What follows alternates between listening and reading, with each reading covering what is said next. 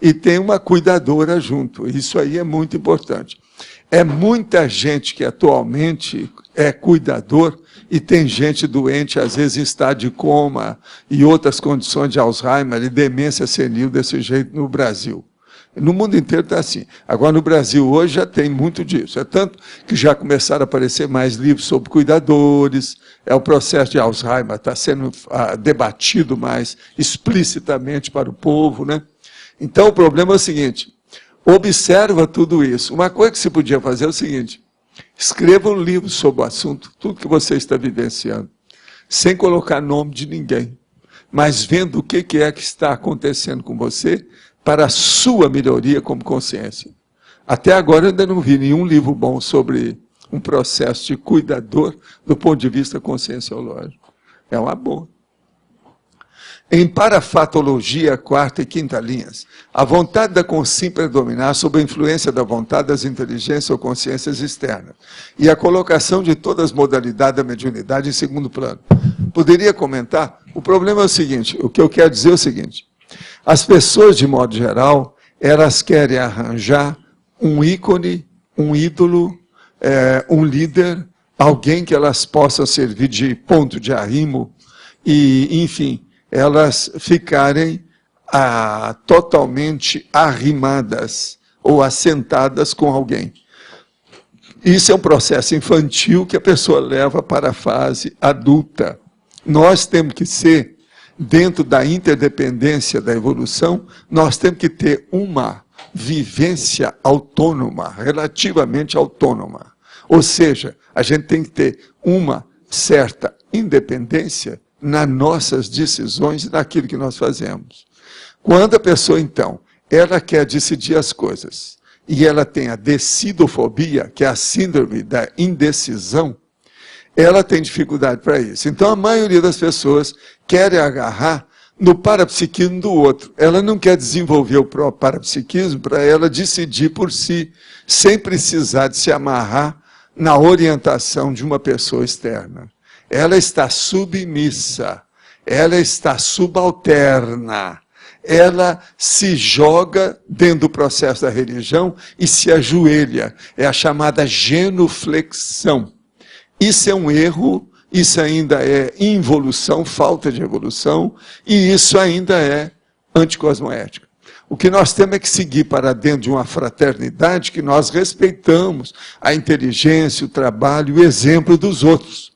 Mas não ficamos dependendo dos outros para tudo que nós fazemos. Tem pessoa que só funciona sob pressão, na base do ferrão no boi.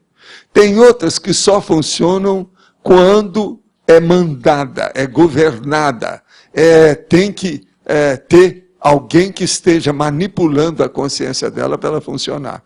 Isso tudo é da Robex, é a robotização existencial, é um erro. Aquilo que nós decidimos na nossa vida, na nossa programação de vida, é a gente que tem que decidir. A gente não pode estar subordinado a outras pessoas. Então, veja, em muitos lugares, a manipulação das pessoas existe, não é só por culpa dos manipuladores, mas é por culpa da média muito grande e, vamos dizer, muito intensa de manipulados. Então, o problema todo é conscientizar essa realidade. É isso que nós fazemos aqui. Isso aqui não é nem religião e nem também é baseado só em filosofia. É na teática, teoria e prática de uma ciência. Por quê? Queremos ser lógicos e racionais na aplicação das experiências pessoais.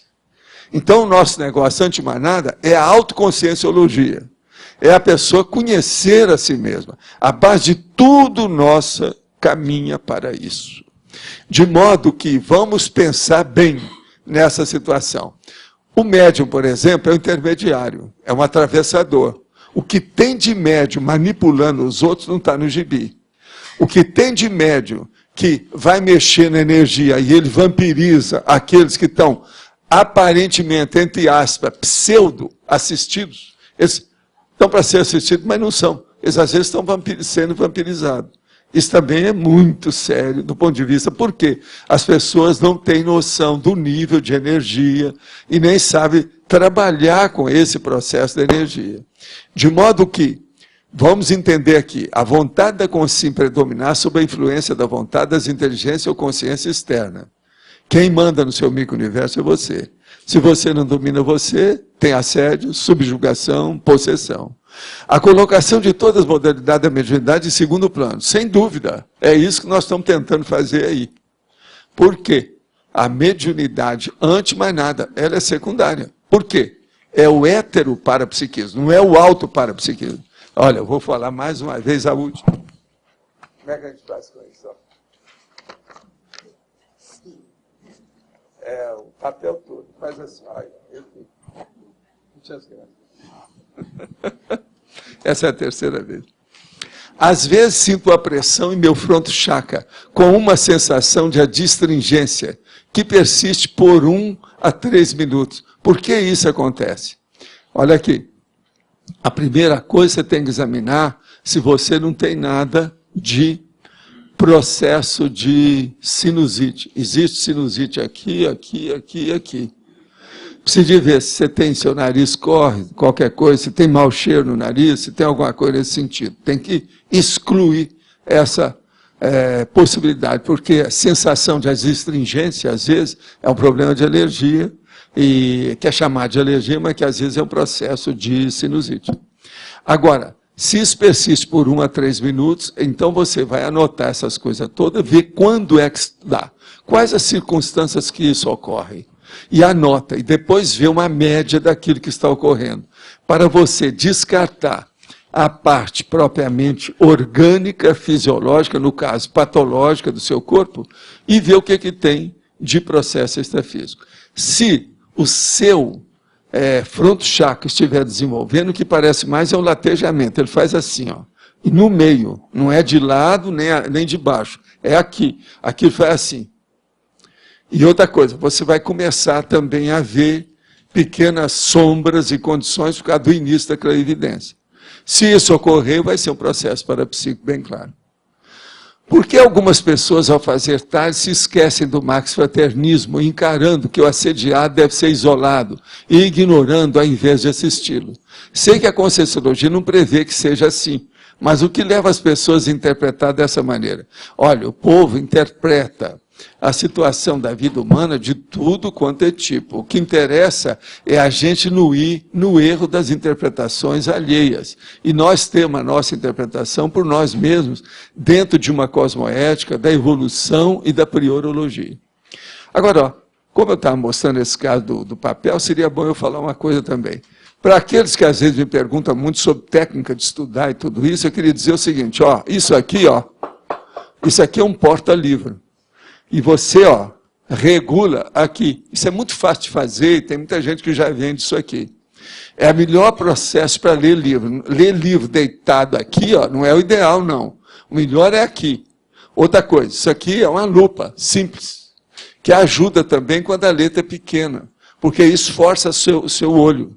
Com o passar do tempo, você vai ler muitas horas, isso é negativo. Agora, isso aqui é muito bom. Esse aqui, por exemplo, tem um antiparo aqui, ó, para a folha não cair. Tem uns que tem um antiparo maior, para não cair nada, que aí fica encaixado. Entende? Agora, é preferível esse desse jeito assim, que é mais fácil você pôr e tirar. Senão o outro dá problema para a gente. Agora, o que eu vejo é o seguinte, para uma pessoa ler durante muito tempo, o ideal é isso. Ela deixa papel aqui que ela anota, ela lê aqui, ela usa o que ela quiser, ela passa as folhas, porque aqui ó, pode dobrar, pode colocar um livro, pode colocar um papel, pode colocar um caderno, tudo junto. Esse porta-livro, então, é essencial para quem lê muito. E eu aprendi isso aqui quando eu estava no ginásio. Eu tinha 14 anos. E é uma das coisas que eu uso na minha vida inteira. Minha biblioteca sempre tinha alguma coisa nesse sentido desde pequeno. Que é o jeito da gente ler durante muito tempo. Ler na cama não é o ideal. Ler de qualquer maneira, não é o ideal. E nem é ideal ler em cima da mesa. Então, presta atenção. Isso aqui que seria ideal. Por exemplo, lá no nosso tertuliário, nós vamos ter uma prancheta para a pessoa colocar o laptop, essa coisa toda. O laptop, em parte, já é assim. Porque o ecrã, quer dizer, o visual ali entende? Já é mais ou menos em pé para você. Olha bem como é que é isso. De modo que, se você lê muito, arranje isso aqui. Isso é barato, tem todo lado aí. Nós mesmos aqui já vendemos isso, muita... Né? Na Mega Store tem. Seria bom. Quanto está custando um desse? 120 esse aqui, né? É. Agora, ó, tem uns que são muito leves. Não use esses leves, tem que ser pesado. Porque senão você vai mexer, o negócio cai. O ideal é igual esse, que é de madeira, pesado. E outra coisa, é para o resto da sua encadernação. Quer dizer, pode usar brochurado, mas é para a sua encadernação, ou seja, para o resto da sua vida. Vale a pena. O que fazer quando há divergência de ideias e posicionamento com o amparador? Se posicionar ao contrário, posso perder o amparo? Esse está brigando com o amparador, está danado. A primeira coisa que tem é uma senhora, viu? A primeira coisa é o seguinte, vê se o seu amparador, a primeira coisa que você tem que ver, é guia cego ou é amparador? Isso é a primeira coisa. Agora, segundo, se ele é amparador, você tem que fazer uma interrogação com ele, fazer uma cariação dos dois. Ver o que é que dá. Interroga ele. Por que é que você acha que está errado? Pergunta. Amparador, se é amparador, ele admite tudo quanto é pergunta que você fizer para ele, desde que seja com boa intenção e com discernimento. Agora, se é guia cego, ele vai te dar uma banana e ir embora. Então é ideal. Seja o que for que você interrogar, é ideal. Se for guia cega, ele vai embora. Se é amparador, ele vai responder para você. De modo que, vamos em frente. Você está ótima, porque pelo menos está falando a realidade. A gente vai longe nisso aí. Tá certo? Quem é que está? É você? Pode falar. Professor, na sinonimologia, daria para acrescentar ali a descrenciologia parapsíquica e eliminação do médium? Esse é muito comumzinho, mas descrenciologia parapsíquica. Muita palavra médio aí. Na sinonimologia, descrenciologia parapsíquica. Porque senão pode fica pôr, crente. Em parte você tem razão. Descrenciologia parapsíquica está bem dentro do espírito da coisa. Não é? Na politicologia, lucidocracia, não ficaria bem também nesse verbete? Lúcido entra em muita coisa. Isso aí a nossa amiga Dona Rosa, ela chega a alguma conclusão aí séria. Você sabe que ela e a Dulce está aqui também, aquela lá. A Dulce tem trabalhado também muito nisso. A outra que está trabalhando é a Mi. Ela não está aí hoje. Não. Essas três têm trabalhado demais nos verbetes. Eu estou fazendo inclusões, acréscimos, revisões, tudo. As três têm trabalhado demais. A Mi especializada em listagens verticais. Ela, hoje, faz verbete, às vezes, até melhor do que eu. A Dulce é uma cabeça, porque ela acha coisa que a gente não pensou. Ela vê o que ficou de fora. Eu comecei a trabalhar. Agora, ó, essas três aí, eu jogo energia positiva nela e peço a vocês para julgar, porque eu não quero pensar mal delas. Pelo seguinte, elas estão me dando muito trabalho. Vocês estão entendendo? Isso aqui é. Mas é hora de terceiridade. Eu estou tentando, estou me mantendo ao máximo. Não, mas olha, elas estão trabalhando bem. Agora, eu fico, de vez em quando, eu ponho a mão naquele negócio do sorvete na testa. O sorvete no front chakra, aquilo. Entende? Me dá pena. Como é que eu não pensei nisso? Agora, ela não, está de fora lá, urubu servando, depois já passou muito tempo, chega lá com aquele, pinça e põe. É imperdível, é indiscutível, é insofismável, então eu abaixo o facho, cai a crista, cai o facho, cai tudo, entende? É um problema. Agora aqui, gostaria de entender melhor o Código Pessoal de Cosmoética. Olha, o Código Pessoal de Cosmoética, você pega tudo aquilo que você acha que seja cosmoética e que você tem que aplicar nas suas ações de todo dia, começando pela sua autopensionização. Então, estabeleça, pelo menos aí, para começar, 10 itens, 10 cláusulas disso. Então, por exemplo, você que tem que ver o seu código. Cada pessoa tem um código individualíssimo, personalíssimo, singular. É só da pessoa. Então, por exemplo, primeira coisa, você pode perguntar para você, Eu ainda penso mal dos outros? Sim, eu tenho pensado mal lá do seu Afrânio, com aquela coisa, esse último mês eu pensei demais contra ele. Então, olha lá, não devo pensar mal do seu Afrânio, sobre o seu Afrânio. E, ó, bem específico. Com o passar do tempo, isso tudo vai melhorar. E as suas cláusulas também vão aumentar, né? Aqueles dizeres básicos. Então, começa por aí. Pensar mal dos outros é uma coisa muito comum, viu? Que tem por aí. E tem gente que pensa mal com medo, outro pensa mal com raiva, outro pensa mal disso e daquilo, tem uma opção de coisa de pensar mal. Até o medo, a pessoa pode pensar mal com medo. Então é um problema. Esse pensar mal com medo é próprio da subhumanidade. Por exemplo, aparece aí um bichinho, tem um bichinho pequeno ali. Aparece um bicho maior, ele tem medo do outro, na hora que vai aparecer. Isso então já era da subhumanidade. Entende? E tem muita gente que ainda pensa assim, igual o bicho. Tá certo?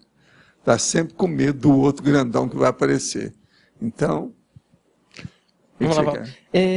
Você aqui, eu percebi o seguinte, você não fala em pangrafia no verbete, mas tem uma relação da pangrafia com o tema aqui, que a gente pode fazer? Não, toda modalidade de parapsiquismo tem relação com esse tema, mas aí eu não vi nenhuma importância maior de falar, né? Porque o processo, a pangrafia, é pouca gente que faz isso até o momento. Então não tem muita desintermediação de pangráficos. Ah, entendi. Você está entendendo? Nós ainda vamos chegar lá, por enquanto, mas não tem. Você colocou aqui a troca definitiva da religião pela TENEPS. Sim. Eu queria que você aprofundasse isso. Não, isso aí é uma técnica que a gente fala há muito tempo. Uma pessoa que pratica TENEPS diariamente para o resto da vida, ela pratica mais uma religião dela do que qualquer fanático, carola ou sujeito de qualquer religião, fiel de qualquer religião. Por quê? Ela faz aquilo de uma maneira óbvia, como se fosse um laboratório, não adora ninguém, não tem imagem de ninguém, ela está vivenciando um processo, enfim, ela liquidou com tudo que estrutura a religião. Não precisa disso. E joga tudo no buraco, não interessa mais. Então a pessoa que tem confiança, é como se ela tivesse, todo dia ela tem um confessionário, ela tem a sacristia, ela tem o altar, ela tem o que ela quer. E não tem mais nada disso, ela acabou com tudo isso. Vocês estão entendendo? Não. Agora, ó, desde que eu falei em TENEPS era assim. Agora, veja, isso aí me criou um problemão danado. Você sabe aonde foi, né? No Espiritismo. Porque a hora que eu falei, não, a prática da TENEPS não precisa mais de nada que nós fazemos nesse centro espírita aqui. Não precisa mais nada. Eu, particularmente, eu acho a TENEPS, antes o passe para o escuro, a carta de alforria consciencial, né? Você acaba se tornando... Não, é o caminho da dispersidade. E a tranquilidade interna, os conflitos religiosos acabam realmente... Acaba tudo, não tem mais nada. Acabam tudo. Agora, outra coisa, a pessoa se casa, ela fica mais atraente com a TENEPS, tem um monte de vantagem. Por quê? Porque a TENEPS, gente, a TENEPS faz a pessoa caminhar para ser consciência antes de ser. Entende? Então ela volta para ser a realidade dela antes da dessoma. Isso é muito sério. Ali dentro ela é mais consciente do que tudo. Por isso que, com o passar do tempo, a pessoa que pratica TENEPS ou FIEX, ela se transforma na semi-consciência. Professor Valdo, na página 25, em parafatologia, no finalzinho da sexta linha, 7, a outra que a frase é bem grandinha. A constatação da lucidez da consim já se submeter compulsoriamente a vários intermediários. Por exemplo, ao energossoma, ao psicossoma e, obviamente, ao próprio soma. Você viu que eu falei a palavra intermediário? Que os veículos são intermediários. O negócio nosso era funcionar só com o mental soma, que é o para-corpo do discernimento. Entendi. Mas nós não podemos fazer isso. Antes dele já tem 4 veículos aí se manifestando com muita força. O que tinha me chamado a atenção anteriormente foi exatamente da compulsoriamente. Na palavra compulsoriamente. Compulsoriamente a página intermediária. Não, porque não tem jeito. Você está forçada a ser assim. Entendi. Pode falar, Cláudio. Professor, voltando no código de pessoal de cosmoética, Sim. Essa primeira cláusula, não pensar mal dos outros. Queria que isso desse assim, um aprofundamento, porque é normal nós fazermos heterocrítica permanente. Não, isso não é mal. Isso não Isso é aí ruim, pedagógico. Né? Ah, tá. Porque tem um negócio pedagógico que tem a maldade. Ah, tá. Se fosse assim, eu sou o cara mais maldoso que tem aqui nessa. Eu que meto o pau mais nas coisas, hoje mesmo, já meti o pau em quê? Vamos rememorar. Religião, Deus, que mais? Todos os rituais de igreja, dessa besteirada toda, no espiritismo, que mais? No médium, na mediunidade, que mais? Só aí já tem 6.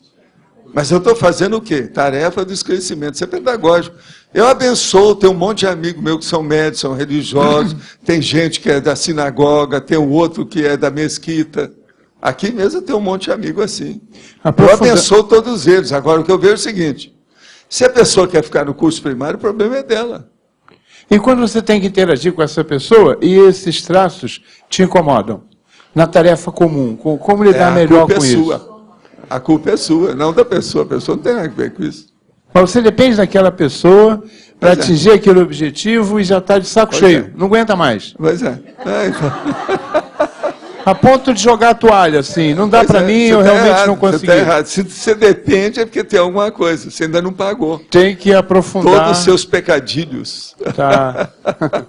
Obrigado. Paciência e caldo de galinha, Cláudio. Não faz mal para ninguém.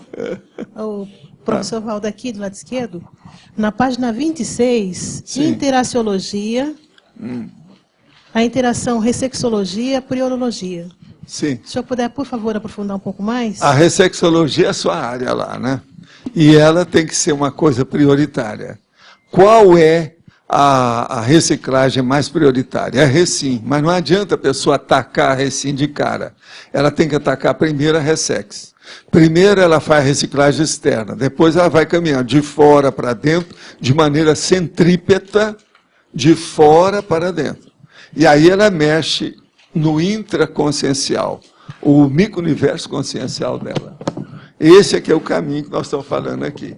De modo que aí você vai ver a ressex e a prioridade. Esse, de modo geral, estou falando, eu acho que aí já deu uma síntese do que é.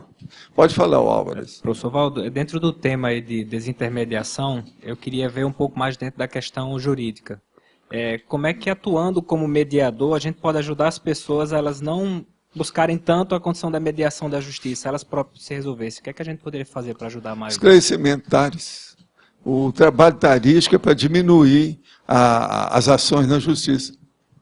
Quanto mais tares tem, menos ações de justiça vão ocorrer. Isso é óbvio. Por quê? Vão aparecer os acordos.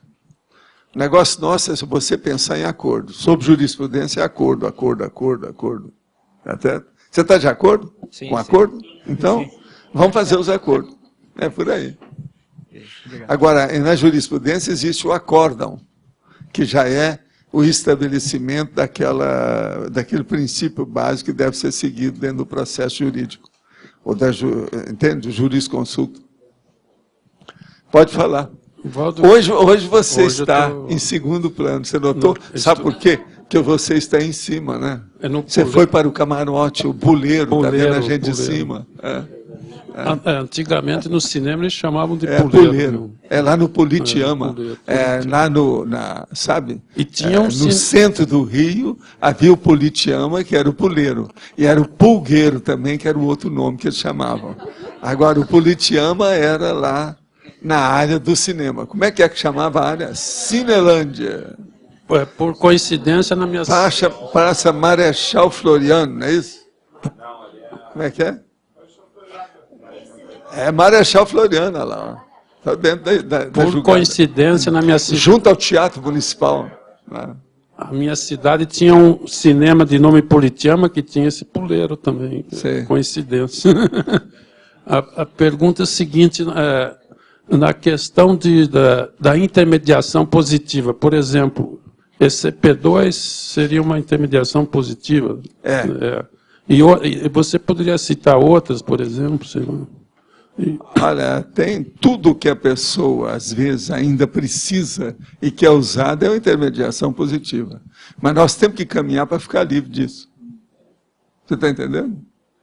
Agora, as pessoas ainda precisam disso, para evitar suicídio, loucura, assassinato, etc. Tal. Por isso que ainda tem muita religião.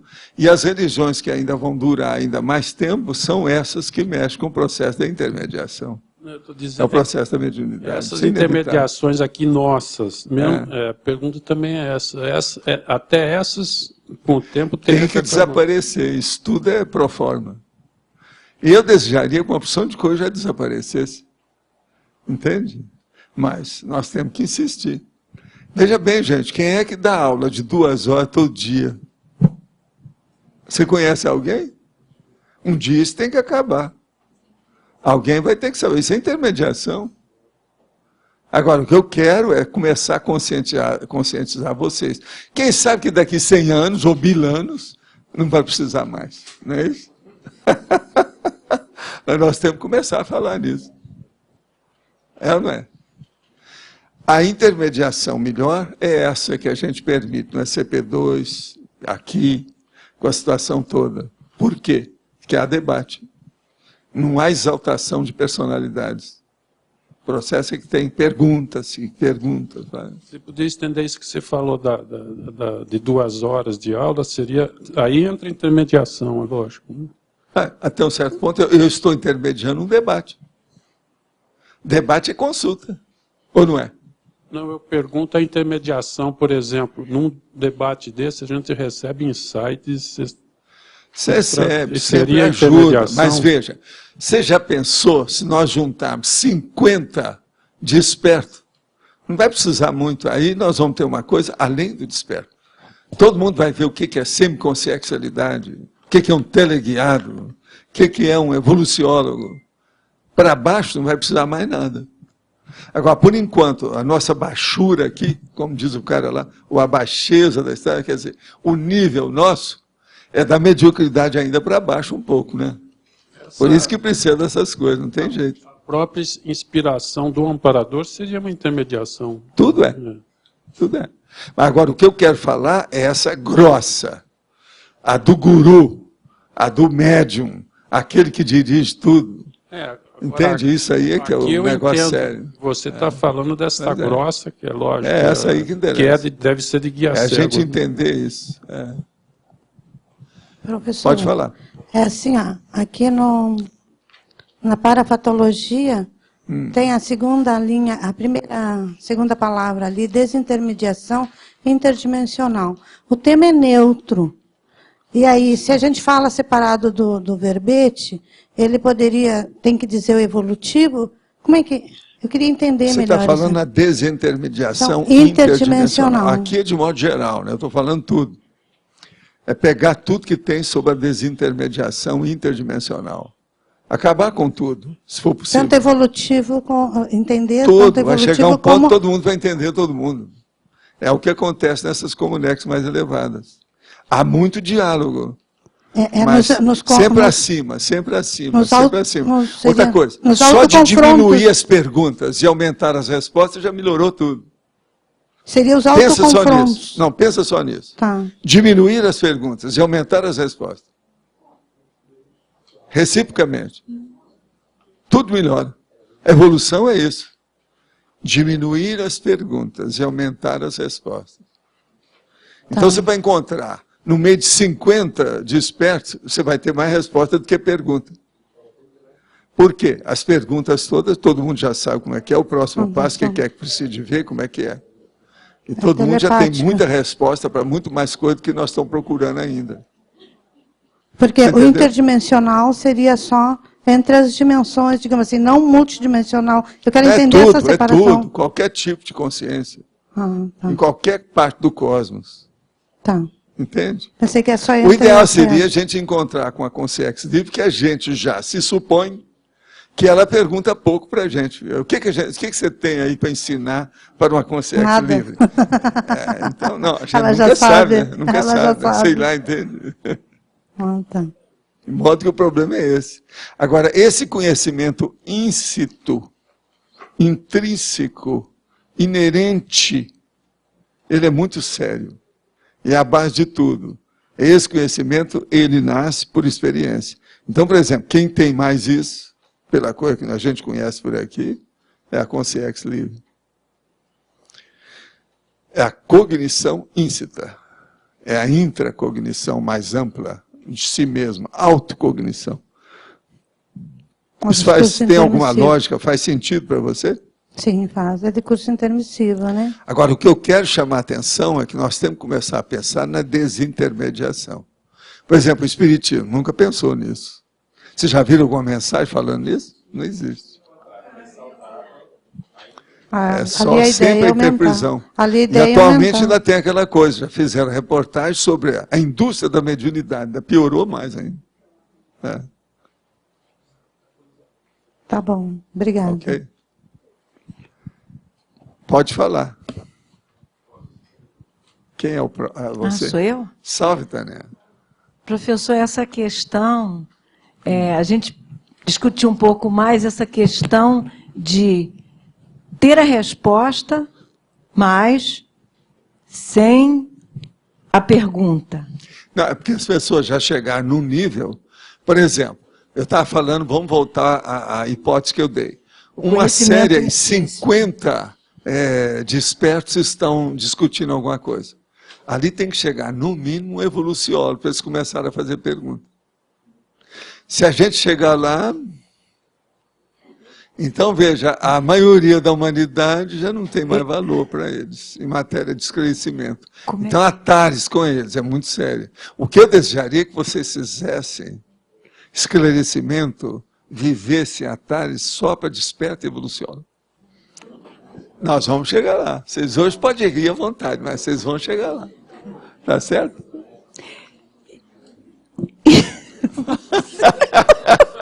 Olha o riso dela. Agora, ó, Tânia, você é a nave capitã, mas quem vai chegar primeiro é o Fontenelle. Tá certo? Mas fala. Professor, isso é mais... Beleza. Já assumiu. Isso é mais autopesquisa. Agora fala. Essa questão do só com evoluciólogo, isso eu não peguei. Eu não entendi. Eu não... O caso é o seguinte. Quem é que pode dar uma boa resposta para as indagações pesquisísticas dos seres despertos? Seria um evoluciólogo, não seria? Sim. Eu, você, ou talvez o Loche, não sei, o Loche eu fico em dúvida. Professor, ainda há pouco o senhor disse que o senhor está recebendo informações, ideias, sugestões que o senhor está levando... Isso, Dulce, Rosa, isso aí. Entende? Da Adriana, que não está aqui, etc. E isso aí me empolga, por um lado. Sim. E eu acho que eu sou, todo dia, eu tenho autoconscienciometria com elas. Com esse autoconhecimento, elas com esse conhecimento. São, entende? Heteroconscienciômetras. Todo dia tem coisa nova aí. Como é que eu não vi isso? Mas que lacuna, que lápis. Então, eu já fiz uma coleção de lápis. Tem uma caixa cheia de lápis. Não, esse é o cara que falou, não, mas eu não estou entendendo o que você está falando sobre lápis. Eu tenho até uma coleção de lápis. Eu falei assim, não é lápis, é lapso. Põe aí um O no fim. Porque hoje é desintermediação. Saída do... Pois é. Entendeu? É a saída de uma condição de dependência dos outros. Agora, por exemplo, com elas, eu não estou na dependência, eu estou numa interdependência muito séria, que é recíproco. Elas aprendem por um lado e eu aprendo por outro. Claro. Agora, eu não sou besta, eu anoto tudo, eu coloco tudo na rua imediatamente, eu fiquei sabendo, eu despejo aquilo e desovo. Eu não fico guardando o ovo, eu desovo. Entende? Essa é a proposta, é uma técnica. Agora, tem gente que está guardando ovo aqui, porque já tem uma opção de livro, mas ainda não publicaram. Então, eles estão... já está na linha de entrar no prelo antigo. Mas você está entendendo? É o pré-prelo. Mas, olha, tem sua lógica, não tem? Essa questão? Agora, Tânia, o que eu quero falar, falando sério, a coisa diretamente aos finalmente. O caso todo da desintermediação que eu quero dizer aqui é para esbater essa ideia tão assim intensa e vigorosa que se tem a respeito de mediunidade. Isso tudo é uma bobajada danada. E eu posso falar com autoridade, porque só no Espiritismo eu passei por lá 28 anos. Entende? A gente sabe como é que é isso. Então, outra coisa, o problema, aqui eu não estou falando muito nisso, mas é um outro aspecto que oportunamente ainda vou tocar, que é o processo da fenomenologia. O povo dá valor demais para o processo de fenômeno, principalmente o fenômeno que empolga alguém e que erige para aquela aura da pessoa uma santidade qualquer e coloca ela no lixo. Que é o que aconteceu no Espiritismo, eu, Chico Xavier, lá para tomar conta das coisas dele, para transformá-lo ou mantê-lo dentro daquela condição de santo que ele já havia iniciado. Então, essa santidade de nicho, eu vi aquilo tudo, para mim aquilo era vomitivo. Você está entendendo? Mas eu ajudei naquilo que podia, dos males o menor. Você quer ajudar aquele menino que chegou ali, mas ele está no curso primário, não adianta você estar falando em pós-graduação com ele, não é a hora. Religião é a mesma coisa, eu estava no Espiritismo, não adianta. Eles estão tudo no pré-maternal, tem que tratar da turma, levar chupeta, mamadeira, docinho. Está entendendo? É cantar, o meu coração, rimar bastante coração com irmão, entendeu? Entende? Amor com fulgor, né? Sol com girassol e outras coisas mais. Girafa com abafa, não é isso? Essa já é rica. É? Essa já é rica, é verbo com substantivo. Pois já, tá okay, já é uma rima rica. É. Muito obrigada, professor. Tá. Quem é que está ali agora? É você? Sou eu. O senhor tinha falado há pouquinho sobre a Comunex avançada, que lá não precisava da intermediação. Eu fiquei pensando que é por causa da linguagem, né? Porque lá não tem... Não, e também, a às linguagem vezes, a própria é uma psicoteca já responde tudo para a pessoa, quando ela precisa. Agora, uma boa parte você vai perceber o seguinte, principalmente para quem é novo, a hora que chega numa Comunex mais avançada, o que acontece mais é uma reflexão. A pessoa vai lá como se fosse um centro de reflexão. É uma câmara de reflexão especializada. Pois é, mas assim, ó, então, mas lá não depende da imagem, ou é uma coisa intraconsciencial? Porque eu estava pensando assim, ó, sempre que tem linguagem, que você precisa de falar ou de escrever, tem uma intermediação. Então, o conscienciei seria, ou a telepatia, seria a desintermediação. Mas lá o caminho já está no caminho. Já disso aí. Já começa a acabar então, com o processo pictográfico. Mas, às vezes, é por aí só que fica. Ainda tem. Entendi. A telepatia, você, às vezes, não sabe o nome daquilo, você sabe qual é a estrutura. Isso, por isso que aí já deixa de ter. Isso não tem jeito. Aí eu estava pensando... Agora, o caminho é a gente já começar a pensar que isso tudo existe. Com isso, a gente já tem uma abertura na consciência para pegar as neo-ideias. Aí eu estava pensando na passividade ativa, que é um intermediário ainda entre o animismo total. Mas veja, é um processo que tem ali uma pessoa que está mais necessitada do que os outros dois. O assistido precisa mais do que o assistente, mais do que o amparador. Você está entendendo? Então, na hora da assistência, não tem jeito. Aí tem que ter um pouco... Agora, vai chegar um ponto que aquela assistência vai passar da TACOM para a TARES. É a hora, por exemplo, que você desperta pura, aquela consciência. TARES pura, aquela sim. Consciência que estava numa paracomatose violenta há muito tempo, ela se desperta, vem para a vida. Vida que eu estou falando assim, atuante. Que ela estava atuando, mas só dentro dela, em circuito fechado e patológico. Então, ela estava totalmente intoxicada por si mesma. O que existe são bilhões de consciências intoxicadas pela própria vontade. O que a gente tem que fazer aqui é a desintoxicação da volição, da vontade. Eu poderia pensar assim, num crescendo, assim, um mediunismo, passividade ativa, e teria uma cosmoconsciência, alguma coisa assim, como... Também, tudo isso. O caminho é esse. Tá? Gostaria de saber quais são as consequências da mudança de horário na prática diária da TENEPS em função da mudança de disponibilidade de horário livre para a prática da técnica. O caso todo é o seguinte, mudança de horário você tem que ver de acordo com as necessidades da pessoa. Tem gente que se dá bem de manhã, tem outros que se dão bem à noite, no fim do dia. Cada um tem que ver. Agora, essas mudanças, a pessoa tem que ter uma sensibilidade de saber também a sugestão do amparador a respeito disso. É só ela tem que observar e ver o que acontece. Agora, sempre existe um horário que é mais rentável do ponto de vista assistencial, é mais inteligente, mais adequado, mais prioritário para aquele período ou momento evolutivo da pessoa. Então, ela tem que ver. Não se deve ter dúvida sobre o horário que esteja fazendo a TENEPS. A pessoa tem que saber. Não, esse é o meu melhor horário hoje. E fim de papo. A intermediação ultrafânica de Pierre-Toubaud e suas noúrias pode ser consideração anticosmoética? Discorra, por exemplo, sobre o tema.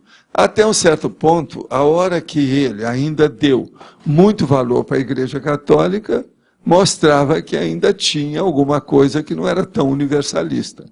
Mas, de qualquer maneira, ele ajudou muita gente, porque esclareceu muita gente, através da grande síntese aí, que ele considerava o livro maior. E que eu acho que o livro maior dele é o Sistema, mas só para quem entende do riscado. Quem não é do métier e quem não está dentro aí do processo, não é bem assim. De modo que ele fez o que foi possível. Mas, por exemplo, do ponto de vista técnico, ele estudava e fez muita força para mostrar a filosofia, a epistemologia e o problema da ciência aplicado ao processo parapsíquico. Mas, por exemplo, ele não estudou clarividência biajora. Ele não estudou a parapsicologia. Ele não estudou a metapsíquica. Ele estudou mais o catolicismo do que a metapsíquica. Nisso ele errou. Então, isso tudo a gente tem que entender. Agora, veja, a gente tem que notar que tudo depende também dos atenuantes e agravantes. Não sou eu que vou julgar a situação toda. Agora, do ponto de vista de ver o prioritário, aquilo que é mais importante dentro do problema da TARES, nós já temos uma certa capacidade de saber o que a gente pensa a respeito disso. E é aqui que eu entro nessa julgada. E outra coisa, a pessoa que está perguntando tem que saber o seguinte, eu conheci o professor Pierre-Toubaud pessoalmente. Eu sei o que eu estou falando. Mas fala. Na parafatologia, antepenúltima linha, tem aqui a preparação do tenepsista para a vivência da própria OFIEX. Eu te pergunto, o caminho para esse tenepsista chegar na OFIEX é com a desintermediação? Seria um caminho, uma maneira? A OFIEX, eu vou te dar quais são as coordenadas. Estado vibracional, crânio chakral, ou seja, arco voltaico. Muita assistência. Agora vai chegar um ponto que você vai fazer TENEPS. Depois de 20 anos, por exemplo, você vai ter uma OFIEX. Esse é o caminho. Estuda por aí, porque esse aqui é o soco na cara e a fratura exposta, é o fato. Ou faz isso ou desista. Mas aí, no caso, essa pessoa ela vai depender menos do amparador, que eu queria entender era isso. Porque... Sempre vai ter amparador. E outra coisa, quando passar para a OFIEX, ela vai ter 2 amparadores. Porque eles são diferentes. E tem sua razão de ser diferente. É igualzinho, por exemplo, uma pessoa que ela foi internada no hospital. Tem uma enfermeira específica dela, mas tem uma enfermeira que superintende aquele andar do hospital. Superintende aquela sala toda. É um paramédico ou a paramédica. Então, a mesma coisa. A OFIEX é uma coisa mais complexa. Ela é mais para lá do que para cá. A TENEPS é muito mais para cá ainda. Entendeu a diferença? Não, entendi sim. É isso aí. É por aí. Dom Adélio. Então ladies first, por favor. É o seguinte, você falou a respeito um pouco antes, que a maioria milhões de consciências intoxicadas pela vontade. Eu queria que o senhor aprofundasse isso. É a vontade sendo o primeiro poder da consciência. O problema todo é a vontade, porque a vontade é que leva para determinar e a deliberação das coisas, aquilo que a pessoa vai fazer. Ela vem antes da intenção. Então, primeiro tem a vontade, que é o maior poder da pessoa. Entende? Agora, aquilo determina a intenção, que vai levar para... para as Entende? atitudes A bem deliberação, o encaminhamento, a desenvoltura do trabalho, enfim, a performance, o desempenho pessoal. Então, é muito sério o processo da volição. Se uma pessoa melhora a volição, ela vai melhorar o temperamento. Por quê? A base do temperamento da pessoa é a volição, é a vontade. Então, a maioria das doenças existe por quê? Porque as pessoas não sabem mexer com a energia. Mas, a rigor, tem uma coisa antes disso. É porque elas não sabem mexer com a própria vontade. Observa, nós estamos trabalhando aqui com pessoas que são das mais avançadas que existem na Terra. Essas pessoas que perguntam aqui, os teletertulianos, são dos mais avançadinhos que tem na Terra. Só deles olharem essa tertúlia, mostra isso. Por quê? Nós estamos estudando aqui só consciência. Não tem outra coisa que a gente fala aqui. E outra coisa, consciência cosmoética. Onde é que fala isso? A universidade fala nisso? Fala em cosmoética? A ciência fala isso? A religião fala nisso? Fala em universalismo? Desse jeito? Na política fala isso? Na filosofia, de modo geral, aí os centros filosóficos, os clubes, esses centros todos aí. Então, veja, se uma pessoa está interessada nisso, elas são alguma coisa que não são da mediocridade mais. Alguma coisa está acima aí, tem algum nível nisso. Para nós termos chegado aqui assim, e ter essas pessoas. Então, essas pessoas que já estão perguntando, já estão indagando, já estão fazendo força para melhorar, elas já estão começando a melhorar o processo do temperamento. Por quê? Querem mudar a vontade.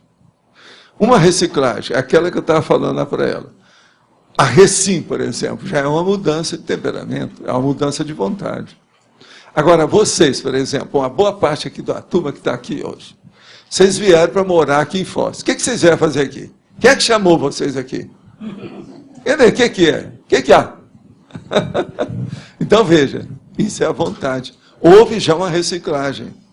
Essa mudança de residência, quando a pessoa muda de residência definitiva, é o chamado domicílio, ela está mudando as raízes da própria vida. Entendendo? Começa por aí. Uma árvore, por exemplo, ela nasceu, ela não sai dali. Nós já não somos mais árvores.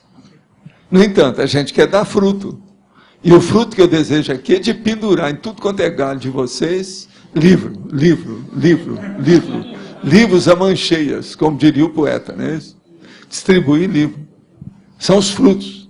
Como agora nós estamos na primavera, é hora, né? Muita flor, muito fruto, e muito perfume da natureza, não é isso? De modo que o processo é a mudança da vontade, da volição. Tudo é evolução. Eu entendo isso.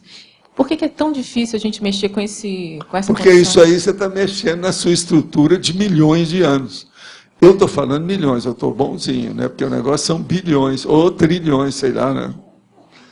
Esse negócio de saber quando é que você foi criado e o primo pensene, aquele negócio do Deus, é a mesma coisa. Tem gente que até hoje pensa que é Deus, né? Já estão pensando, é o PH Deus, a PH Diva.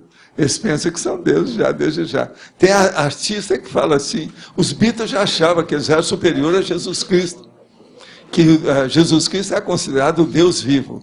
O Beatle achava que tinha mais fama e glória do que o Deus vivo. Né? O Beatle já achava isso. Então vamos pensar, a vida é essa. Volição. Voliciologia é uma das ciências mais sérias que tem. Quem criou essa palavra mais fui eu. Isso não é muito usado.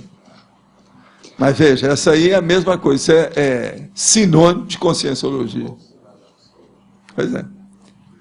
Professor, a desintermediação, de certa forma, é um mega objetivo evolutivo, né? Seria o máximo de afastamento... Não, eu acho que já é secundário. Para nós já não interessa mais. Mas em termos de... Você já vive isso, dando uma banana para o resto. Mas em termos de base, seria um afastamento não, coerente é uma do hora religare, em né? que a pessoa, antes ou depois disso, é uma linha divisória, isso não há dúvida que é. É um patamar. É um patamar dentro da vida. Até mesmo a projeção consciente como fenômeno, ela é um dos principais que Agora, apoia veja, nesse processo. E não é só isso aí afeta a vida total da pessoa. Eu vou voltar à minha condição de cobaia, sim cobaia. Eu saí da minha terra e da minha casa com quantos anos nunca mais voltei? que você acha? Eu queria ter mais, vamos dizer, autossuficiência e maturidade, mas na próxima vida eu já iria ter isso aos 8, né, que eu falei. Gente, a hora que eu saí, ninguém mais estava mandando mais, fui eu. Quem cavou o meu emprego para pagar meus estudos, tudo, fui eu. É a minha disciplina, minha dedicação, minha vontade de estudar, a vontade de eu ver o prioritário. 12 anos de idade. O que há? Então, de certa forma, vida após vida, a gente vai cada vez mais cedo procurando essa desintermediação. Cada vez mais cedo você vai ser self-made conscious. Você entendeu o que é? Você vai ser, então, autônomo, cada vez mais, cada vez mais. A Kátia quer aos 5 anos, eu quero aos 8. Nós estamos digladiando para ver quem é que consegue. Alguém vai conseguir. Alguém vai conseguir. Ou eu ou ela. Tá certo? Agora, tem gente aqui que já falou em 4. Então já ganhou da gente, você está entendendo? Nós já estamos já, secundário. Agora, a expansão da consciência também, a própria sinalética parapsíquica, a clarividência, o acoplamento, são fenômenos que apoiam fortemente nessa questão. Não, tudo caminha para isso, mas a abolição é a base de tudo. É o fator detonador de tudo. É o gatilho. Pensa bem, é a vontade. O que é que eu falei que é o meu temperamento básico nesses últimos milênios? É o que tem me ajudado. Não é nos últimos milênios, mas pelo menos eu posso falar em séculos. Isso seria obstinação. O que é obstinação? É vontade. Então a voliciologia é a base da minha vida. Eu penso nisso há muitas vidas. Ó. A vontade de desintermediar, né? de estar direto. Não, agora, a pior coisa que tinha, que antigamente eles matavam a gente, por quê? Porque você chegar para a pessoa e falar assim, vem cá, você está seguindo a vontade dos outros? Eles são loucos. Você está seguindo a vontade de um louco? Você não tem vontade própria? Pronto, isso acabava comigo. Hoje eu já posso falar isso aqui, ninguém está me matando. Quer dizer, eu macho essa democracia que nós estamos vivendo. Com o nome Viva de desintermediação. Teve um cara lá, agora, recentemente, que virou para mim e falou assim, Valdo, você estava esperando melhorar o ambiente para depois vir aqui, por isso você passou 2 séculos sem aparecer. Eu falei assim, só falta isso, né? Só falta isso. É terrível essa, né? Você pensar. Entendeu? Mas é. Não, o problema agora eu quero esse, soma de 200 anos. Eu vou sumir e depois a gente faz... Sumiço para o soma, um soma prolongado, mais assim, né? Erado, enraizado. Agora, você pensou, como é que vão ser as rugas de um cara de 200 anos? Vai ter só ruga. Não, está no rugão. Como é que é o nome dele? Rugão. É só ruga, não tem mais nada. Quer dizer, eu quero ser o rugão, o primeiro rugão da Terra, 200 anos, já pensou? Agora, é capaz de ter outros aí que vão ganhar de mim, né? O Fontinelli, a Kátia, que vai chegar primeiro, então... Agora, ó, se prepare, você vai ser a rugona. Mega rugona, só ruga. Aquele conjunto de rugas. Agora, vocês viram, está acontecendo um fenômeno agora que o povo não está sabendo interpretar, que é o processo dos digitais. A mulher ouve uma coisa e sumiu os digitais do dedo dela. Ela chamava isso de ruga, mas são as marcas digitais da pessoa, dos dedos, sumiram. Ficou liso. Então, você veja, se eles descobrirem o que é, a polícia vai entrar em órbita. Entendeu? Se acabar as digitais, como é que vão ser as coisas? Todos esses filmes vão para o espaço. Você já pensou tanto de seriados e filmes que tudo está baseado na datiloscopia? Não tem mais nada. Não tem mais jeito. Mas vocês viram a notícia que apareceu agora recente? Eu quero seguir aquilo. Se alguém vê mais alguma coisa sobre a internet, arranja para mim que eu quero ver isso. Eu quero ver, porque eu sempre falei sobre esse negócio de digital. O processo do dedo. Eu falava sempre, lembra no Instituto, no início, ainda falava assim, ó, medicina ainda tem muita coisa para a gente estudar. Por exemplo, aqui, ó, na ponta desse dedo, tem uma opção de cor que o povo ainda não sabe. Ó, aí, já está aparecendo mais uma. Agora, você sabe por que eu falo isso? Eu tenho um dedo meu aqui que tem uma marca. Eu tive um paralício. Eu sei o que é paralício, que é a infecção que dá aqui. E eu sofri para chuchu. Só de dar anestesia no nariz, já você sobe pela parede várias vezes, torna a voltar assim. Você sabe aquele negócio de bater que o peso sobe até lá em cima? Você faz aquilo 10 vezes. Assim. O negócio não é fácil. Ano que vem a nova identidade, aí já vem com um chip. Pois é, a nova identidade. Você já pensou isso no Rio Grande do Sul? Nós estamos perdidos. Vai ser nacional. Não, e aqui, ó, na fronteira nossa, isso aqui é uma coisa muito séria aqui para nós.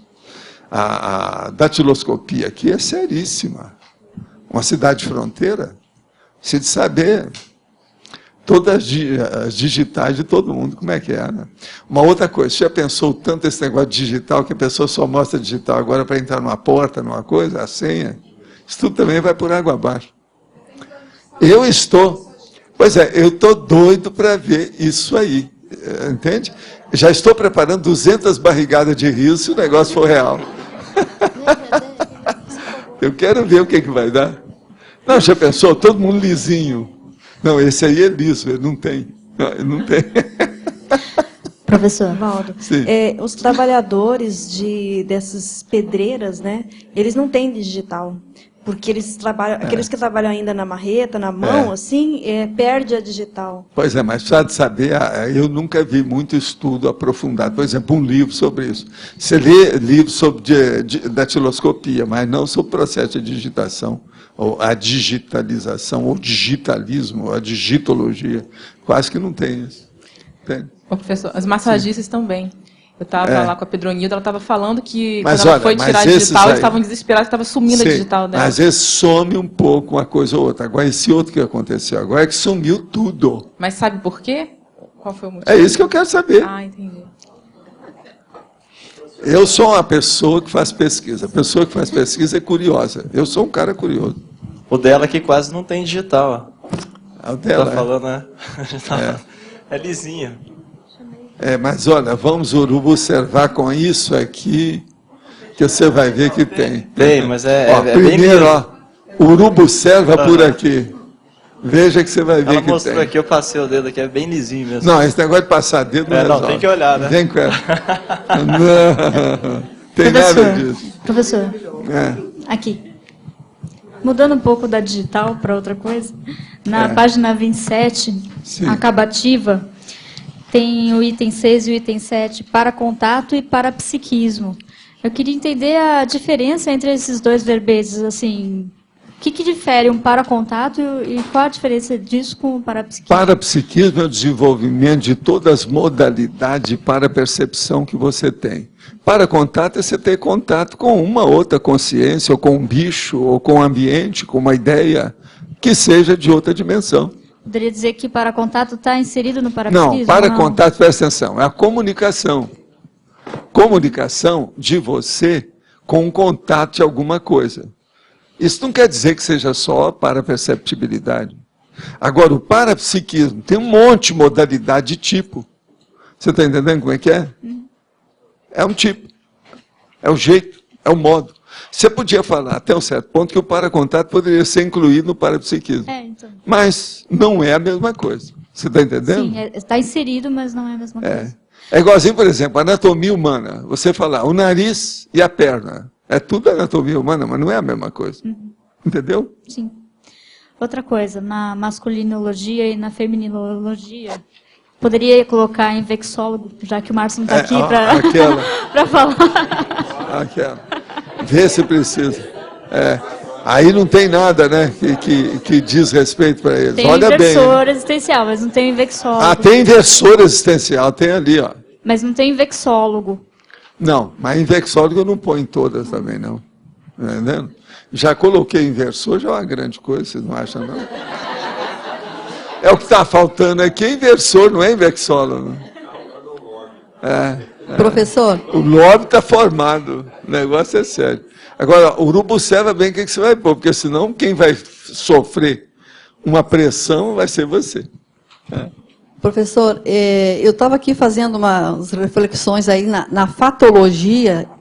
É uma frase bem pequena, mas parece que isso aí é o que está levando, o que vai levar A vivência da autorreciclagem evolutiva? Evolutiva. É sim. O que você quer? Pois é, já se falou aqui, algumas pessoas, você falou também sobre o CPC, o Código, né, de Cosmoética, e eu estava fazendo aqui, pensando aqui com meus botões, que eu abri um arquivo para mim, no meu laptop, para fazer registro das minhas queixas e reclamações.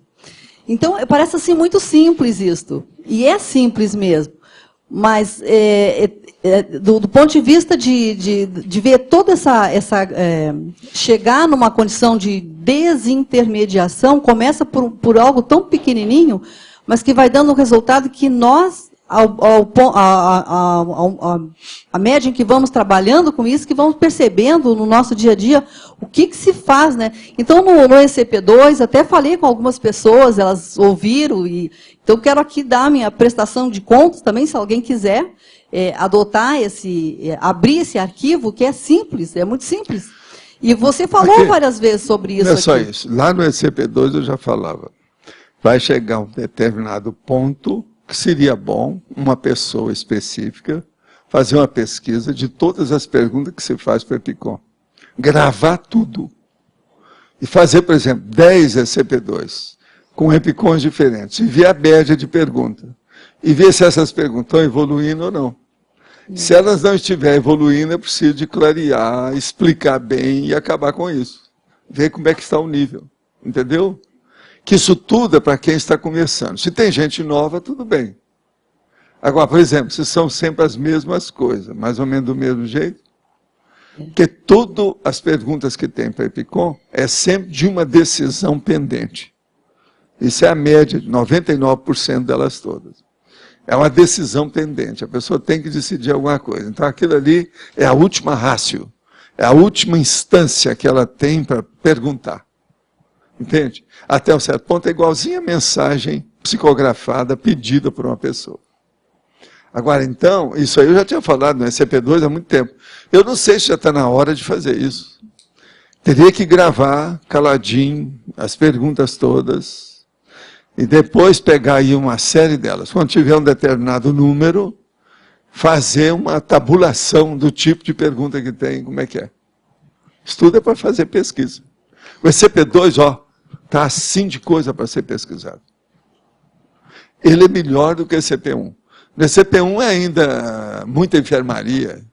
Agora, no ECP2, não, já tem agenda da convalescência, já está no jardim, já estão andando na cadeira de roda, já é diferente. Já pode ser pesquisado mais, você está entendendo? Lá dentro, não, tudo está na cama. Tudo estendido. Mas você não acha que é uma boa? Não, eu acho sim, mas esse questionamento que eu trouxe aqui tem uma relação direta com o ECP2, porque eu estou falando logo depois de um ECP2, mas não ocorreu a pergunta no ECP2. É que eu venho fazendo isso há algum tempo, e eu comentando com algumas pessoas, elas se interessaram. Então, eu estou aqui querendo trazer a minha experiência. Lógico. É uma boa, vamos estudar. Qual o papel do EPICOM, o epicentrismo, no processo da desintermediação? O papel do EPICOM, ele é o último dos moicanos, do ponto de vista de resposta aos outros. Seria o último a fazer uma coisa dessa. Mas agora, o EPICOM, antes de mais nada, ele tem que ser um parapsiquista. Se ele não for, está danado. Então, ele é um sensitivo. Então, o papel dele é de sensibilidade, ele tem que ver as coisas. Porque tem uma coisa também, ele, às vezes, tem que agir sem pergunta nenhuma de ninguém. Se eu fosse esperar o povo perguntar para eu agir, eu não teria feito nada do que eu fiz na minha vida. Entendeu o que é? Então, o epicentrismo consciencial é muito mais sério do que a gente pensa. Ele extrapola o processo de pergunta e resposta. E extrapola também o ECP2. Entende? Aí vocês vão começar a ver que eu tinha razão, a hora que eu pedi para o Magister sobre os EPICONs. Está entendendo a extensão disso, a profundidade? Coisa mais séria. Agora, gente, EPICON, ele já é o 7 ali, ele termina a primeira metade dos 14 que a gente estuda. Tudo começa a mudar ali. Agora, olha, ele é 35% serenão, quer dizer, 1/3. caminho é sério. Volta e meia você comenta essa ajuda do magíster. Seria de que forma essa ajuda dele em relação aos EPICONs? Qual que é a forma de atuação? Você quer que eu te fale o que é que eu já cheguei à conclusão depois desses dias todos? Ele é especialista nessa turma, né? Está na cara. Agora, eu captei o negócio sem ninguém me falar, não sei como. Mas você sabe, tabulando as coisas, vendo uma coisa ou outra, vendo o que a gente precisa. Ele é especialista em EPICON. Especialista em epicentro consciencial. Ele é doutor do epicentrismo. assunto.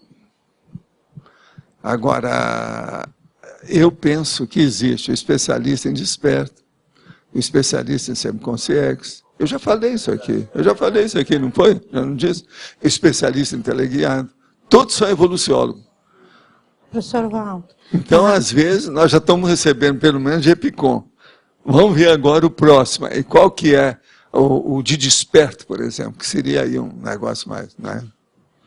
Vai chegar um aí que é especialista de desperto. Aí o Fontinelli vai passar aperto. Mas olha, você quer falar alguma coisa? Você falou do magíster. E o transmentor, ele teria, assim, algum ser que... O transmentor, ele lida conosco, mas de uma maneira mais abrangente, né? Eu já falei isso aqui, ele é mais generalista. E ele está dentro dos processos da monja, né, diretamente. Outra coisa, quando eles se revelam e aparecem, é porque aquilo já é um trabalho que já está ordenado, já está condicionado, a coisa já está caminhando, entendeu? Agora, ele e outro aqui é uma cometa, né? Apareceu uma estrela cadente. A gente não sabe se ele vai voltar, etc. Entendeu como é que é? Agora, o outro não, ele está no nosso firmamento, é uma estrela que está fixada, entende? Falando em superstar, ou popstar, ou o que mais que tem? Parastar. Parastar eu não posso falar, senão o Fontinelli vai achar ruim. Professor Valdo, não, é interessante que eu não fiz o ECP2 desta vez, mas assim, ó, eu percebia as repercussões que o ECP2 estava proporcionando na CCI. Eu fiquei praticamente andando, né? Eu trabalho no final de semana e tal. Então foi bem interessante isso. Porque... Ajudou? Sim. Então tá bom. Se você não caiu da cama, né? Aquilo que eu falo. O cara falou, eu sonhei com você, eu tive uma projeção com você. Você caiu da cama? Não, então tá ótimo. Assim eu vou dormir em paz. Mas as rebarbas, né? As rebarbas assim do ECP2, foi uma coisa, parece... Aí a minha pergunta é assim, o magíster estava aí? Não, tinha gente dele, porque quando ele veio, tinha um monte de pessoa, porque quando aparece evolução, geralmente está assim, igual o Serenão. É uma personalidade plural. Então ele deixou algumas pessoas que apareceram aí ainda um pouco. É o contrário. Porque a gente viu que a coisa foi forte, energética aí no campo. Foi bem...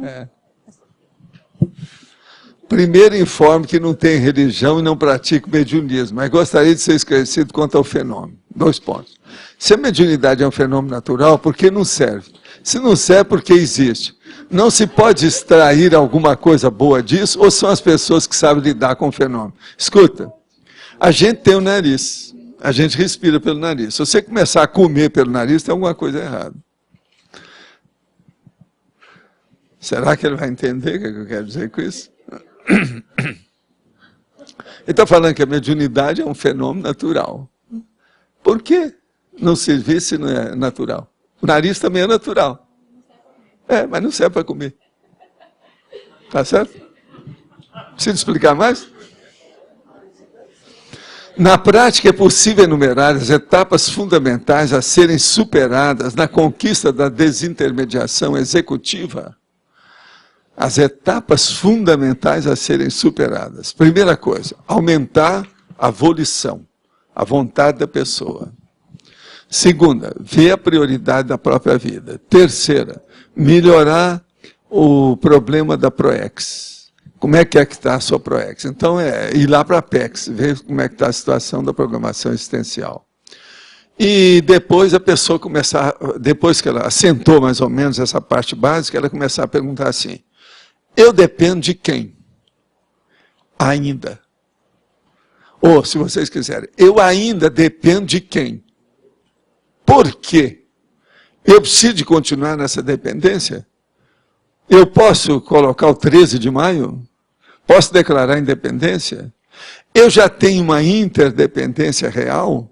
Até que ponto que eu sou interdependente? O que é que predomina em mim?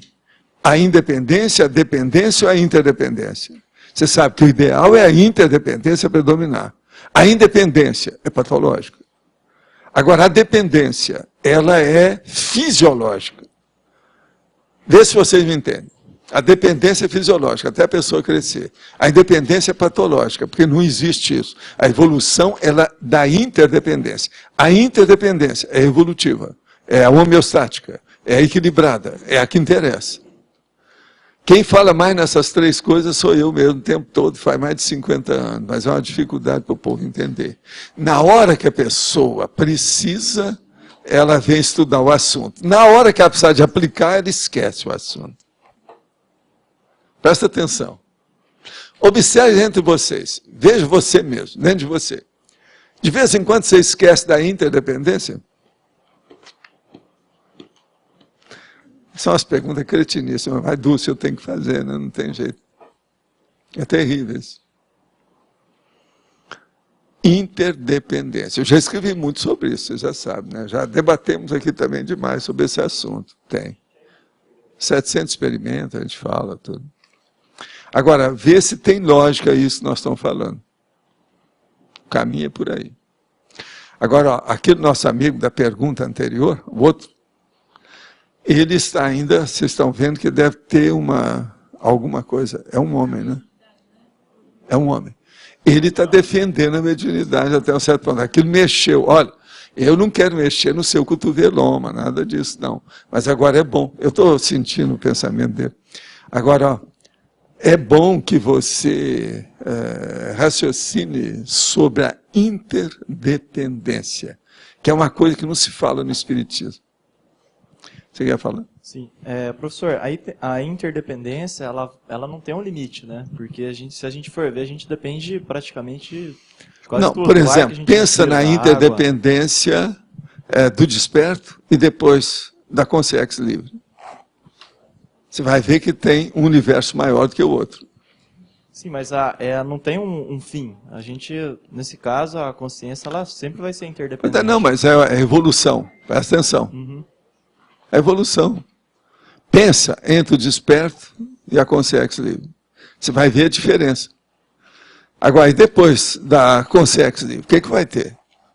Vai prosseguir a evolução. Como é que é? Para que lado? Vai ter um terceiro curso. Como é que é isso? Ao término do filme Diário de Bezerra de Menezes, fizeram algumas reportagens sobre Chico Xavier. Numa delas mostra um homem ao lado dele ajudando na psicografia, ou seja, retirava as folhas à medida que ele psicografava. Chico Xavier vestia um terno azul. O senhor chegou a intermediar nessas condições? Apenas uma grande... Não tem nada disso. Eu recebi a mensagem ao mesmo tempo que ele. É o contrário. Quem tirava lá eram amigos nossos. Inclusive, tinha uma senhora que trabalhou com ele durante muitos anos, pegando as mensagens e distribuindo.